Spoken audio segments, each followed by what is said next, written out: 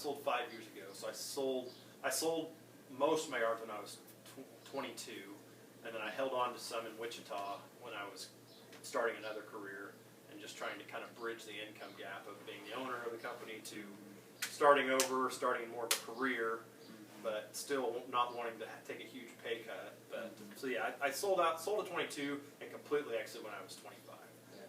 But you know, what was the question? I'm sorry. Go for it, Mark. So you'd say that you took you just slowly stepped back from mowing. No, well, what I did, so I'm from Wellington, and I went to Wichita State.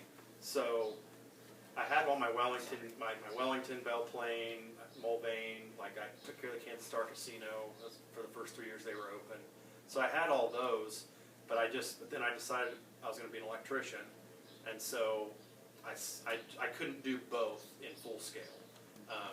So I sold all my Wellington clients, and I sold a lot of my equipment, and then I basically backed down to one rig that I could run myself, and I was just running I wanted to profit as much as possible. I wasn't looking to invest in the business anymore.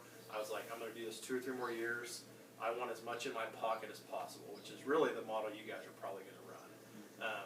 And so I mowed around in Wichita. I'd work my 8-hour day, and then I'd go mow 2 or 3 yards every night. And so that kind of helped me bridge my gap until finally I was like, I'm done. I'm making enough money. I don't need to do this. And I just wanted some of my time back, so I completely stopped mowing. Yeah, so high level, so kind of in beginning. So 14, walk us through kind of customer account. I'm sure you don't remember all the details, but kind of walk us through the growth curve. Yeah, so when I was at, I was, like I said, I had about 40 yards at 14. I bought that walker, and then, I jumped big within a year. I doubled that. I was sitting at 80, and I had a lot, not just push mow yards, but a lot of bigger yards, like 2 or 3 acres, or I had some 5-acre accounts that pay a few $100s every time we were cutting them. My gas stations were paying, some of them were only 25 or 30 bucks, but one of them was like $100, which is like, hey, that was big for back then. But so I did that all the way through high school. We're sitting about probably leaving high school, probably sitting about 100, 110 yards ish. And in terms of revenue, what's that about? About 100 grand in revenue? I'm just trying to.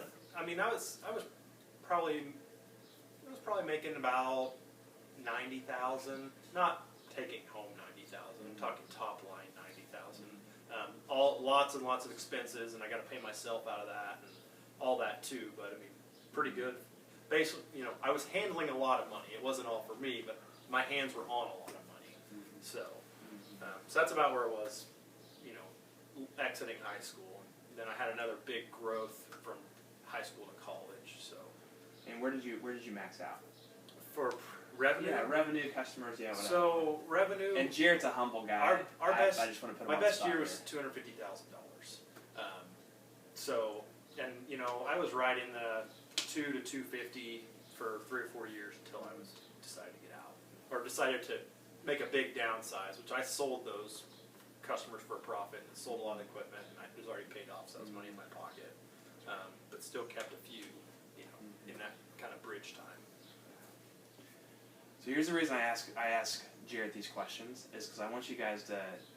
Sometimes entrepreneurs. So I don't know if you guys are athletes, but you guys, one of my buddies growing up, I didn't know him well, but a friend of mine knew him well. Perry Ellis went to our church, played at KU. He's playing professionally now.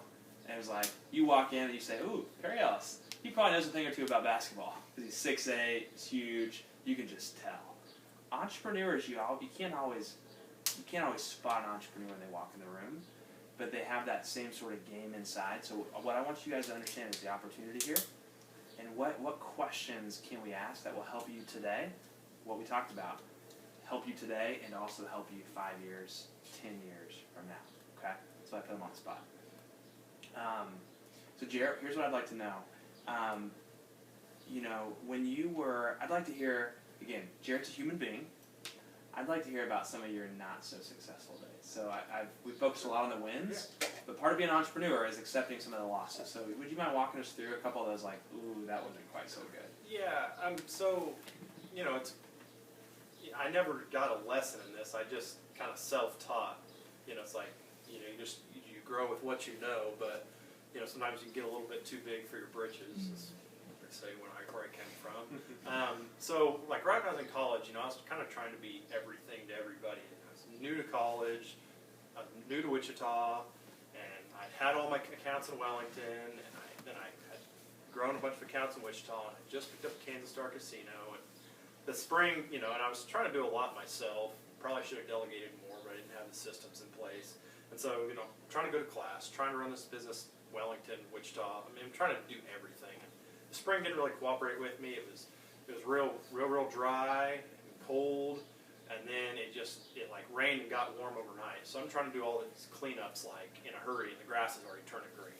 So I'm behind the game. I got people calling left and right. Hey, when are you going to be here? Hey, when are you going to be here? Hey, when are you going to be here? I'm like, I don't know. I mean, I gave a better answer than I don't know, but but in my mind, I was like, I really don't know because time is of the essence. The grass is growing. It's not like, oh, I'll be there in a couple weeks whenever I can get around to it. It's like I need to be a lot of places like now.